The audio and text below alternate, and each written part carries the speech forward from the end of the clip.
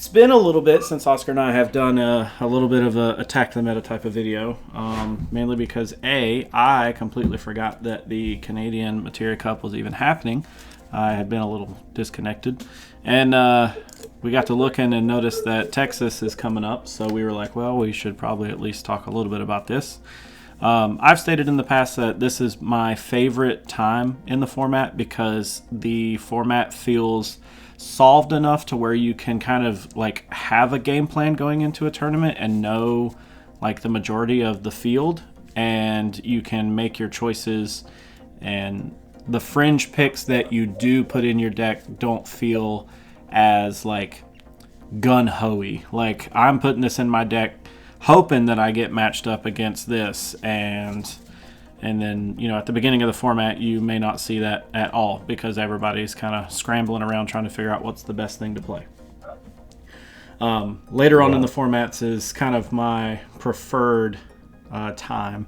So this is kind of where I like to sit. This is my favorite time of the format. So anyways, if you play Final Fantasy TCG, there's a very good chance that you've purchased cards from Nerd Labs already. Nerd Labs has nearly 2,000 completed sales in just over the last 11 months or so, with overwhelmingly positive feedback.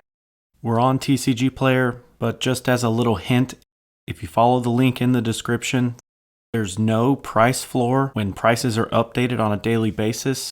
Always happy to support the stack. Let's get back to the video.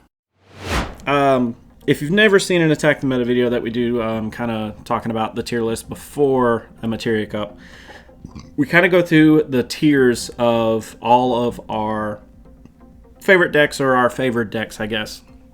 But the tiers are more so like kind of based on how likely you are going to see these decks. They're not necessarily saying that the S tier deck is the best deck in the format.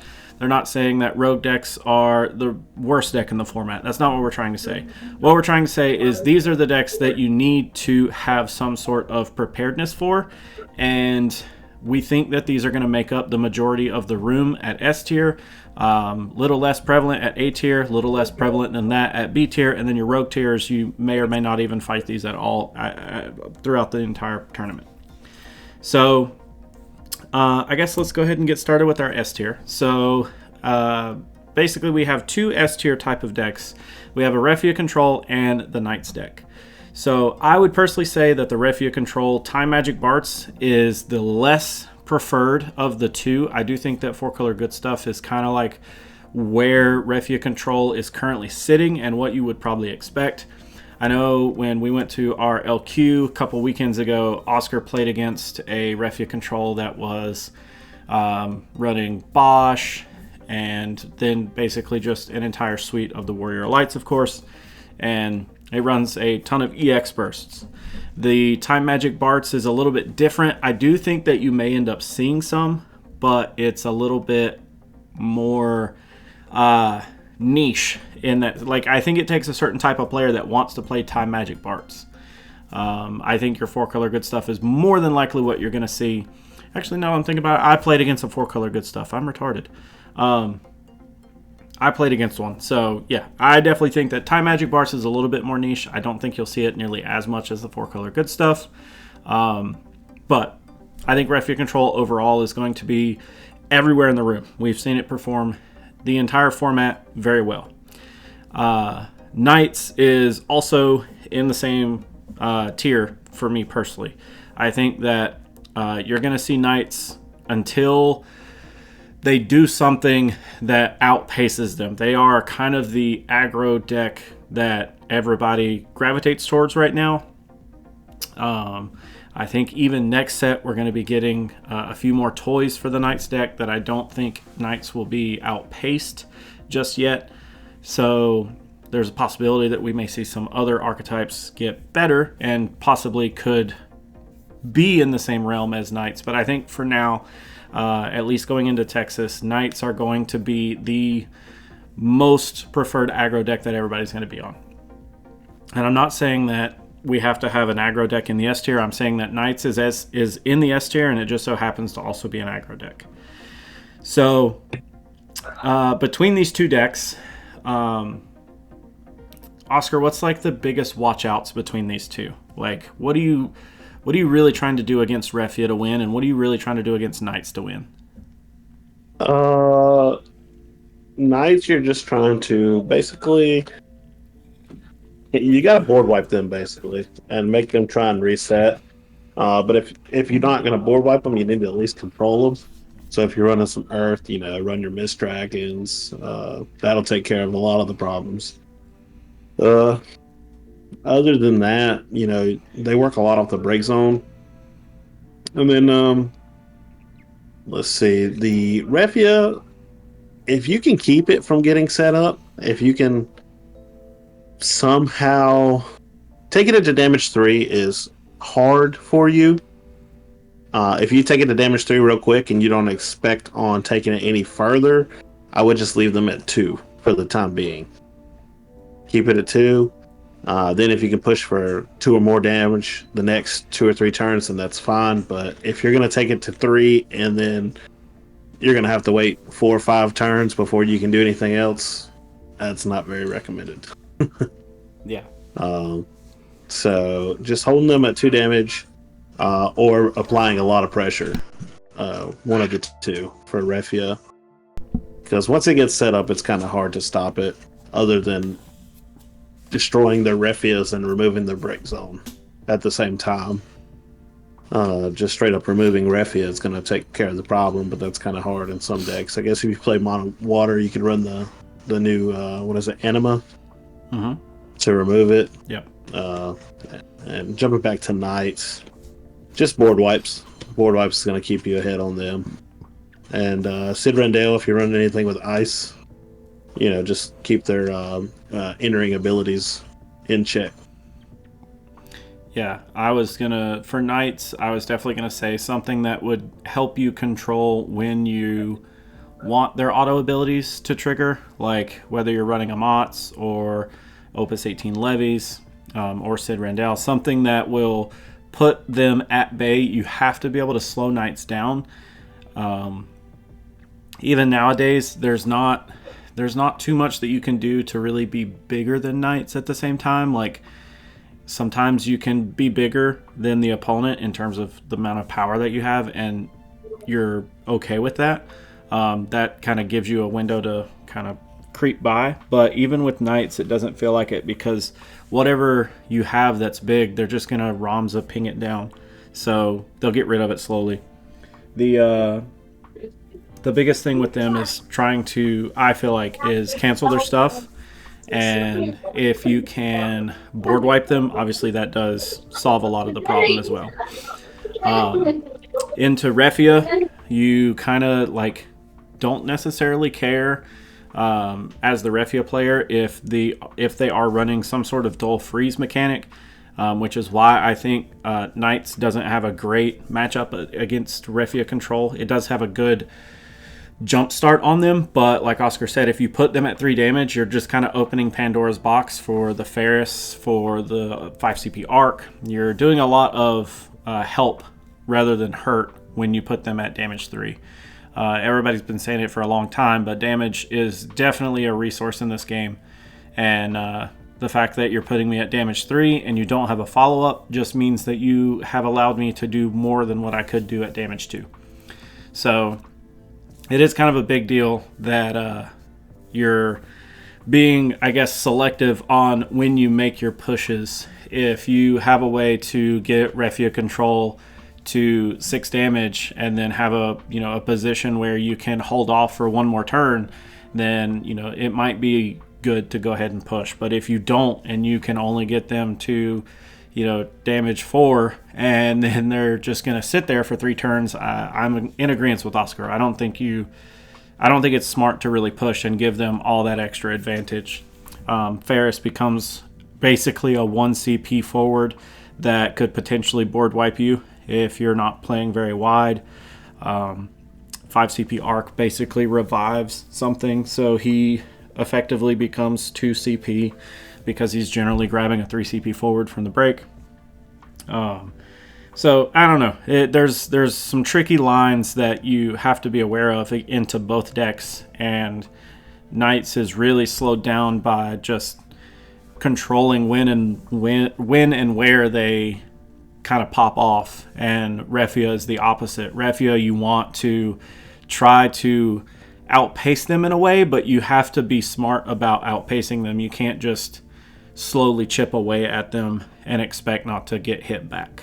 So any way that you can remove Refia, also, like Oscar said, is great.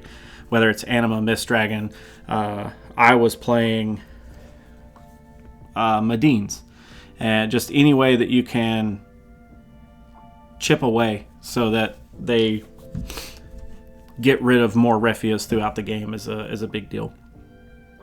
So, moving on to our A-tier decks. I think your 2 A-tier decks this go around are going to be Chaos Arc. You might have any combination between Earth and or Water, meaning that you could have Mono Earth Chaos Arc, you could have Earth Water Chaos Arc. I didn't put it in here because I personally have not seen anybody really focusing on Mono Lightning Chaos Arc, although it is a decent option right now that I think about it. But just in general, I think that Chaos Arc is a really good check deck against Refia. I don't personally think that it's a great matchup into Knights. It can have a decent matchup, just kind of depending, like, if you can survive long enough. But Knights, throwing down a Ramza, a Karilla, and then a Laswell and a Delita right there, that's 4 colors, right? So you end up having like a possible scenario where your Chaos does only cost 3 going into the Knights matchup, but doesn't matter whatever they give you the Delita at that point, and you literally have done nothing. And in response, they're just gonna dull 4 and break something before you really get to do anything. I don't know. Chaos Arc doesn't feel like the greatest matchup into Knights, but it does feel like a very solid option into your Refia control. So there is kind of like a balance there. If you do decide to play Chaos Arc, you kind of have to know what you're getting yourself into, and kind of, I guess, have a little bit of luck in Swiss to have some preferred matchups, because you could run into some decks that we'll talk about here in a little bit on the B tier side that I think will kind of ruin your run. Then we also have Gigawall here. So I think there's kind of 3 main flavors that are floating around. At our LQ, I did personally play against a Tyvus and Warriors list. We had Kyle Peters running the Adia and Seifer list, and then we have seen Chocobo Joe running the Waterwolf 7. I personally, I did play against the Waterwolf 7 at the LQ as well. So, what's your take on the Gigawall Chaos Arc decks right now, Oscar? These decks are pretty good. Chaos Arc, I think, as long as you can, I think that's the one that you need to apply the pressure. Depending on which Chaos Arc they're running, I know some Water and some Earth has a lot of EX burst. They're able to plus off of that, but I think just applying pressure, getting them to 4 or 5 before they can get set up. Once they get set up, if you can take a couple damage and then hopefully reestablish, as long as they don't get their loop going. I know it's kind of hard to come back from that, but if you don't give them a forward to arc for a few turns, then you may have a hand to be able to do something and then start applying more pressure. But I think jumping on them real quick is pretty good way to get going, applying pressure. And then also, using your Mist Dragons against their arcs, to remove their break zone so they can't do that. Just give them, things that, if you run a win, bounce stuff back so you don't have to discard. And then as far as 7 CP Wool, it's kind of tricky. I mean, board wipes are pretty good just because they have the, shield? Mm-hmm. Ultimate shield. Ultimate shield. So targeting is kind of a no-no, more or less. You just automatically got to assume they have Warrior of Light in their hand, because most of the time they do, because they've searched it off of Sarah FFL. So you'll know if they have it then, but if not, you'll know. You more than likely know they're holding it. Depending on which 7 CP Wool there is, Mist Dragon again is a very strong card right now. They're removing their break zone, so Their FFBE Gilgamesh does not get all of his stuff. And as far as that, just board wipes against them, non-targeting stuff.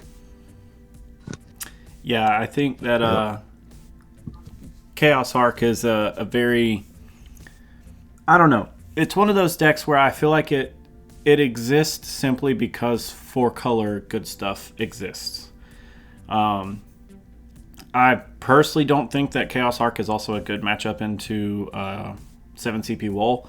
I mean, yeah, you're probably going to play Chaos at a reduced cost, but unless you somehow end up with Gilgamesh FFBE, all you're really doing, even if you do end up with Gilgamesh FFBE, is probably just buying yourself an extra turn or two to stay alive.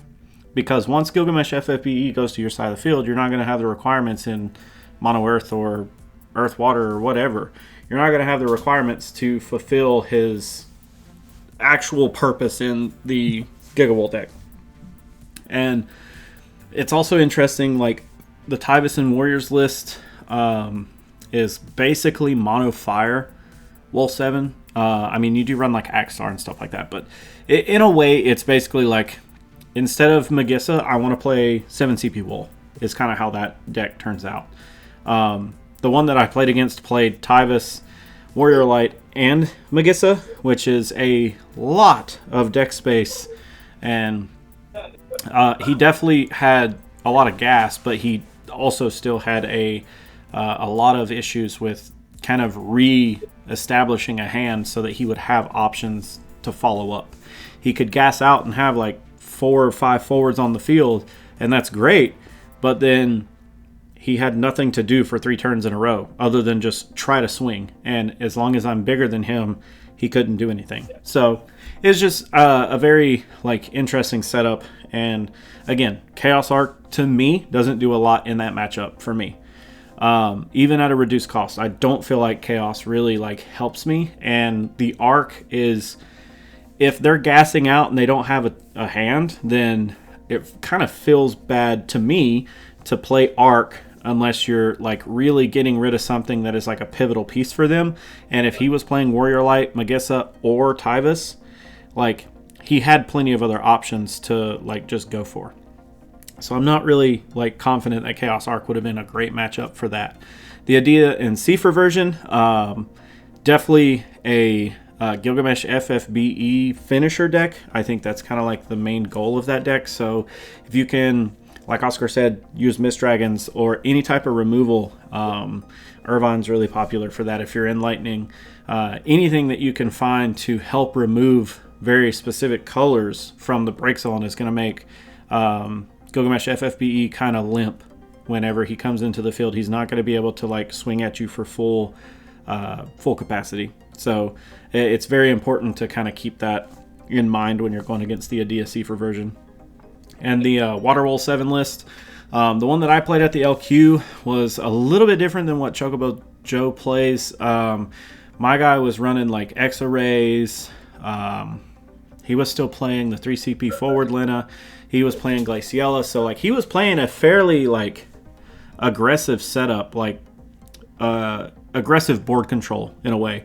But like even then, like I didn't feel like if I was playing Chaos Arc or anything that I would have like preferred to play that.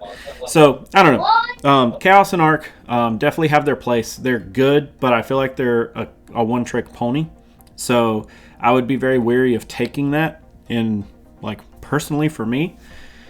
And then Gigawool, I feel like definitely has the capabilities. It's just it falls into a roulette type of deck.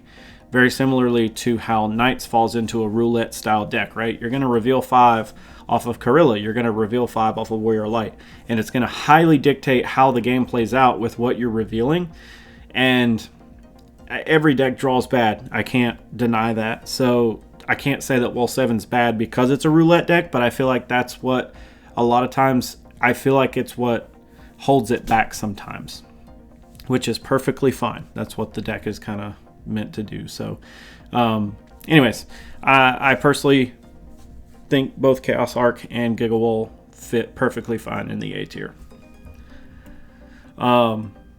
B tier decks. So you can call this a cop-out. I don't care, but I feel like your mono elements are kind of like in the B tier right now.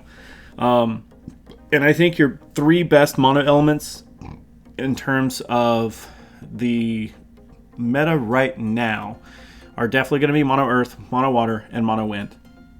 And I would say there's an argument that mono water or mono earth is the better of the two. I could see both sides of that. I do think that mono wind is starting to see a slight resurgence. Ever since Chicago, we saw mono wind kind of do really well.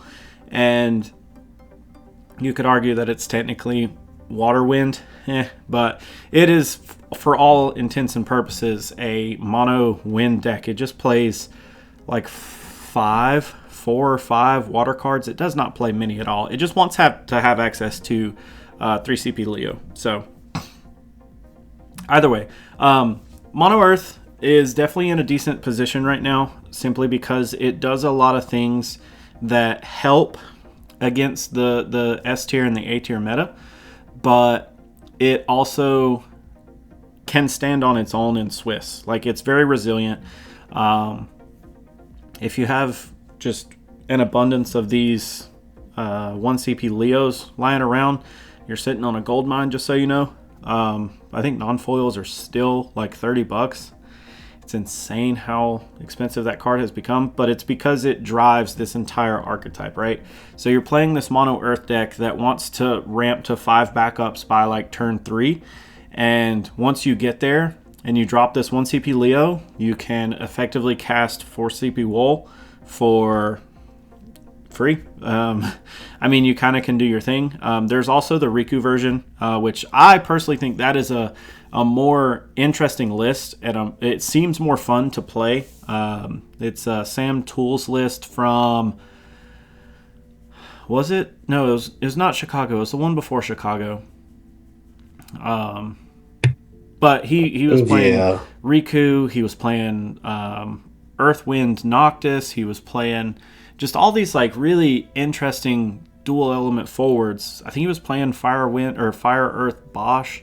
He was just playing a bunch of interesting cards that allowed Riku to recoup value, and essentially your multi-element cards, even though Riku enabled you to play them, she was also adding 2 CP back to your hand. So all of your multi-element forwards become 2 CP cheaper, which just means that you play the value game and you just simply win by doing that. Plus, retainers are near and dear to my heart, so I thought that was a really cool deck. Mono water, I don't know that there's a solid argument to be playing regular mono water over 7 mono water. I think even John Schreiner, I think he came off of the 7. I can't remember what he was playing at the LQ. And I don't think he topped. I think he bubbled. So I can't remember if we've seen his list. But either way, I know at one point in time he was experimenting with 7, if I'm not mistaken. But I don't know that there is a reason to play the regular mono water over 7 mono water, or 7 mono water. But mono water still holds its own. I think if you don't play the 7 version, you're playing something more like Ryan Chen played at the beginning of the format, where you're playing the Warrior Light, you're playing the bunch of standard unit backups, you're ramping to 5 backups by turn 2, by turn 3-ish, and you're kind of just abusing limit break Tidus. And once you get there, you just start to value out and just set them back for doing things that they would normally be doing. And then Mono Wind, like we talked about, just has access to Limit Break Leo, and that just really helps accelerate the cast for Mono Wind to kind of do its thing. Luso just got a best friend in 3CP Leo, so it just kind of helps that deck do what it was already doing. And then Philo helps, your backups produce water so that you have access to all that stuff, and then you run things like Poo-Poo to just help you draw cards. You could run Moogle if you preferred that version. You could do a lot of things with Mono Wind that really, it's been doing Mono Wind stuff since Opus 17 when Luso was printed, right? find a way to get to 7 casts and do your thing. So very interesting that we've seen Mono Wind kind of fall out of favor, then back into favor, then out of favor again, then back into favor. I don't feel like it's ever going to truthfully go away. And truthfully, they haven't printed a lot of great Mono Wind cards either. So it's interesting that it's still hanging in there. But I don't play any 3 of these elements very often. So Oscar, you're going to have to go a little bit more in depth than I did. I play Mono Earth and Water. Speaking of, I'm going to be playing some Mono Earth tomorrow. Nice. At locals. Nice. If you're going to be playing Mono Earth, you gotta tech your cards for like any matchup, and I mean they're pretty much staples within Mono Earth. You got your Mist Dragons, your Q-Siths to recur stuff. It's also got access to some board wipes, your Shintotos, your Hekatonkairs.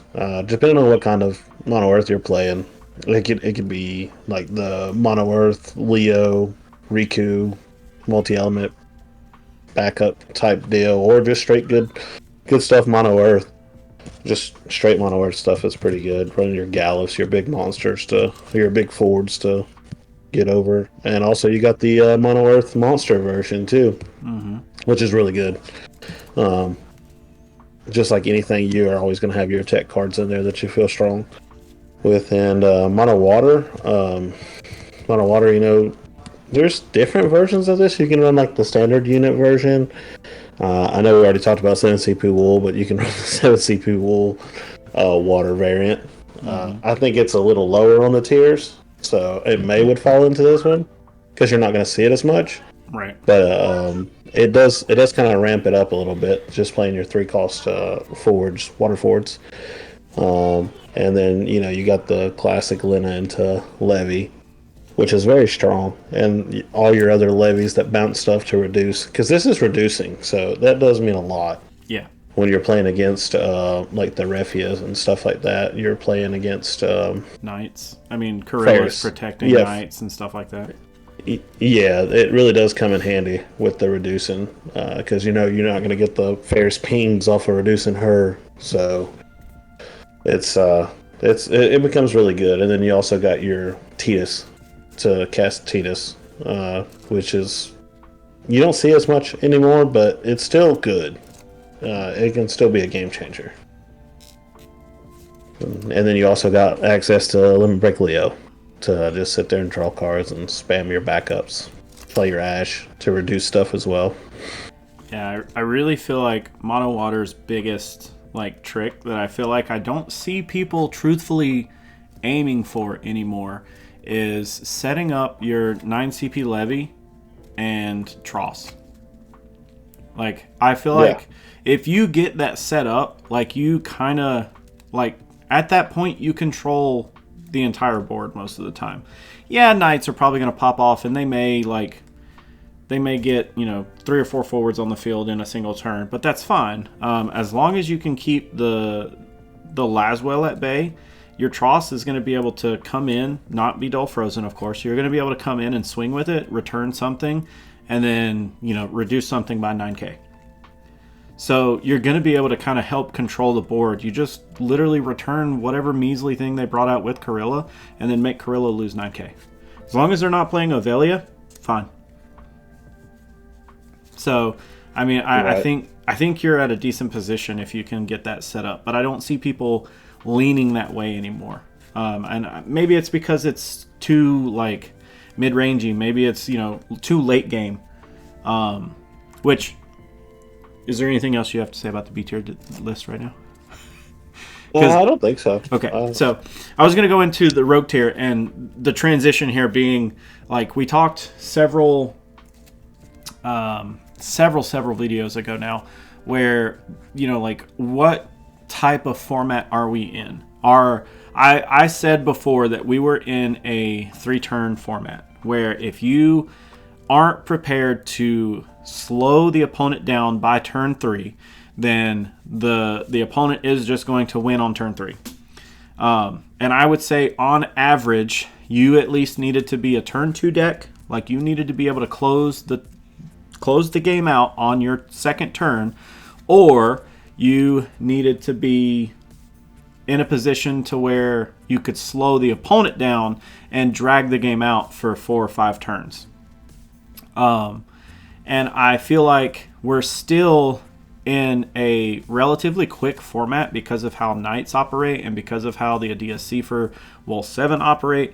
But I think that for all the other decks that are out there, all your rogue tier decks, right? This is what this slide is kind of meant to represent. This is for all the decks out there that aren't in a tier, but there's too many variables in this game to count Category 13 out, to count Dragoons out, to count Category 14 out. Like, you can't count these decks completely out because Scions can be a turn 2 deck. I built it. It's possible. Category 13 can be a turn 2 deck. I've built it. It's possible. The Dragoons deck can outvalue you and slow you down. Oscar built it. We saw it, right? So, like, we know that these decks exist. It's just how you kind of, like, position yourself with your card choices. And I would say at the moment, I feel like on average, we are probably a turn 3 or possibly a turn 4 meta right now. I still don't think we've moved the needle very much just because of how Knights operate. So if you are looking to play a rogue tier deck, I definitely think you need to consider how you slow the game down past turn 4 into turn 5 into turn 6. Like, what are the cards you're searching for, hoping for? What cards are you including in your deck to keep you alive beyond turn 4 and turn 5? Because if you can't beat them by turn 3, they're liable to just beat you, right? So I personally am still very high on the Siren deck. That I don't know if you guys watched the video that we put out before this one, where we talked about the Dragoon deck and the Siren deck that we took to our LQ. I think that deck is set up to be a deck that will slow you down way beyond turn 4 and 5. It's a deck that is designed to slow the game down to basically a crawl, and I will more than likely go to deck out. Like, that's kind of how that deck operates. I would say Oscar's monster deck that he's kind of known to be playing is in a very similar boat. It's a deck that he can slow the game state down so much so that he is actually in jeopardy of decking out most games. How often would you say that you go down to deck out in your monsters deck, Oscar? Pretty often. Would you say?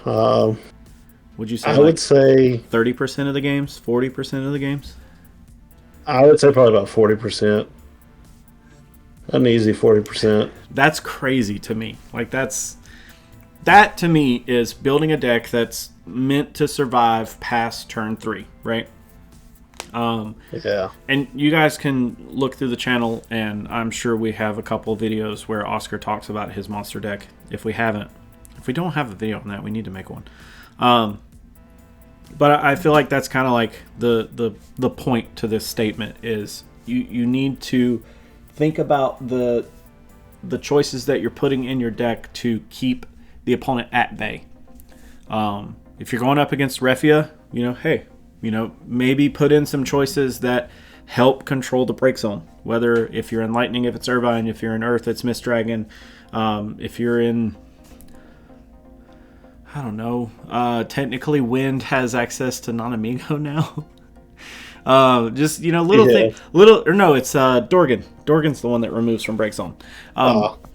Having options to just be able to control break zone is bettering your chances at beating Refia control. Having options to mitigate the arc, whether that's if you're in water, including options to bounce your own forward so that when arc goes to resolve, there's no valid target, meaning that it doesn't fully resolve and it gets whiffed. Mono Wind has a good option with that with Opus 10 Chocobo.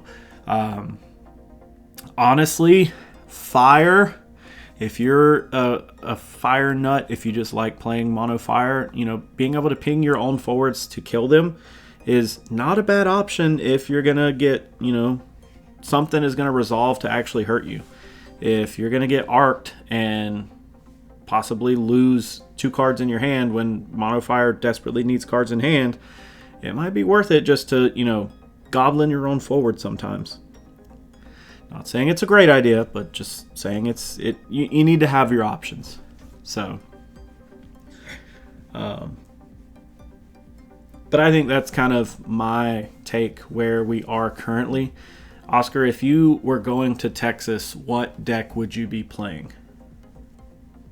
Probably monsters, just because I don't play tier deck, more or less the S tier. I don't really like them. I hate playing against Refia control. It just seems like it's too unfair once it gets set up. Like there's really much you can do. Right. I just think it gains too much momentum. I think Refia needs to be limited. Wow. Bold statement. Yeah. I think so. Just because I don't think it's ever going to go away. Like, what are you going to print out to? Unless in the new set something comes broken or whatnot, Refia is not going to go away. No. I don't think that we have seen a single card in Opus 23 yet that makes Refia not still seem like the best thing to be doing in the game. Yeah. And especially with all the access they're giving you to be able to source multiple colors, it just makes it easier to make it live. So other than that, I would play monsters. So I got 2 hot takes really quick. First hot take is, do we limit Refia or do we limit 4-color wool? I personally say Refia is the problem. Yeah. Now, I completely understand the argument against Wool 7 because 4-color wool does enable Wool 7 to abuse Gilgamesh FFB. Fully understand that, but I feel like that's so much easier played around because of all the break zone hate that we have. That's a lot more plentiful versus Refia literally costing you 3 CP. You could tap 3 backups to play Refia, enter into the attack phase, and you literally just got the value that you paid for right back out of Refia. Yeah, for sure. If she sits on the field for longer than a turn, she effectively is going to plus you so much value that this is the deck right here that will outvalue every other deck until something is done with this deck. My hot take is that Refia is the problem, 4-color wool is not. Everybody complaining about 4-color wool, I understand your opinion is valid, but if you want to kill the current meta and stop what we are experiencing right now, you target Refia, not 4-color wool. Of course, yeah. 4-color wool is a big body, but he's not like... It doesn't really matter. Like, you can remove it, whatnot, but Refia, you remove it, they're bringing it back with Ferris. They're searching another one with Ferris. They're getting it back off of their Kusis. I mean, they go for Refia. They don't even care about getting 4-color wool at that point. Correct. Because you'll notice it's called Refia Control. It's not called Warrior Light Tribal. It's not called 4 CP wool good stuff. It's called Refia Control because it is a Refia deck. People that are playing 4-color good stuff aren't typically going for 4-color wool. What they're doing is they're playing 4-color wool because it is a value train that just carries Refia right in its nutsack. Well, knapsack. Let's go with that. They go hand in hand, but the bigger part is that when you need to get these other colors down, 4-color wool just becomes an instant color fix. Oh no, I drew that earth back up that I can't play because I don't have earth. Oh wait, there's 4-color wool. Oh no, I drew that wind back up that I need to play and I can't. Nope, hang on, there's 4-color wool. So Yep. your main goal isn't to get to 4 different colored backups. It's the end game after the end game. That's like your phase 2 plan. Your phase 1 plan is 100% getting 3 backups and playing Refia. Like, you really want those 3 backups to be Warrior Lights, and then you play Refia. Because at that point, you're going to tap 3 every single turn, you're going to activate 3, and draw a card every single turn.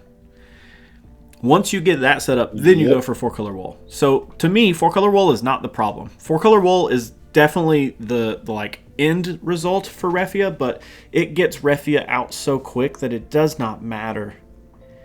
Refia control can win game after game after game and never play 4-color wool. It does not need it. So, my other hot take, because I said I had 2. Very true. My other hot take is that no one is playing backup destruction right now. No one is breaking backups. And there's a decent reason for it, but I think that there's an argument to be made that breaking a backup is not a bad idea if it's something that you can run a 1 or 2 of in your deck. If you have a core of a deck that can feasibly rely with 48 cards, I would implore you to have 2 tech slots for something that will break backups. You could go all the way back to playing Archer in Wind. You could go back to playing 3CP Hecaton. Does not matter. Why? Is because you will truthfully mess with the Refia decks. You will truthfully mess with the Chaos Art decks. And you will truthfully mess with a lot of these decks. But the problem is that you kind of instant lose to Knights. Like, Knights does not care. They will happily pay 8 for the Ramza. They will happily pay 6 for the Corilla, because the value that they get off of those is way more than the extra 1 CP that they get from the backup. So, that's the reason that you don't play backup destruction, but I do think backup destruction is in an interesting spot where it would actually help against the Refia matchup. It would actually slow them down. A lot of times the Refia control lists are playing Tyro because they want to be able to have A, an EX burst that searches for a forward, and B, Tyro will tap for any color. If you were to break backups to where they actually did not have another color, it doesn't hurt them because Tyro's on the field. What it hurts them is because it takes a Warrior of Light off the field. So when they enter into combat and they hold priority and they dull 4 Warrior Lights, then you just say, all right, cool, 3CP Heck on your, whatever backup. And then they just dulled all 4 Warrior Lights and they're not going to be able to draw a card, right? So, like, I don't think that that's horrible. Is it great? No, I'm not trying to say that. But I also don't think... I think it's something that's kind of unexplored right now. There's multiple decks in the format that are very heavily reliant on backups, and trying to get backups that have some sort of like recurring value out of them is very difficult, even in the game state that we're in right now. And Refia gives value to those backups. Taking those backups away does a lot to hurt the Refia deck.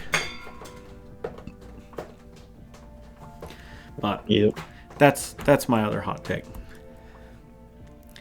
So, that's a good take. What did we miss? We'd love to know. If you're going to Texas, please let us know what you are playing. I would say mostly everybody's going to be anonymous on the internet, unless you just have your YouTube name, literally your first and last name, and possibly parts of your social. I would say you're pretty anonymous, and you can let us know. I'm interested to see what I want to know what rogue tier decks people are taking, because that's where I agree with Oscar and I find are the most fun. I don't think that playing meta is fun. I played Refia Control early on. I played Knights kind of in the middle of the format. I never built the Gilgamesh FFBE version of Warrior 7 CP Wall because I sold my Gilgamesh FFBEs for a decent price. I played Chaos Arc, although it was a very different take on it. I played Ice Wind Chaos Arc for anybody who cares. And then I told you guys earlier, and Oscar kind of plays the mono colors. I played Mono Lightning in Chicago.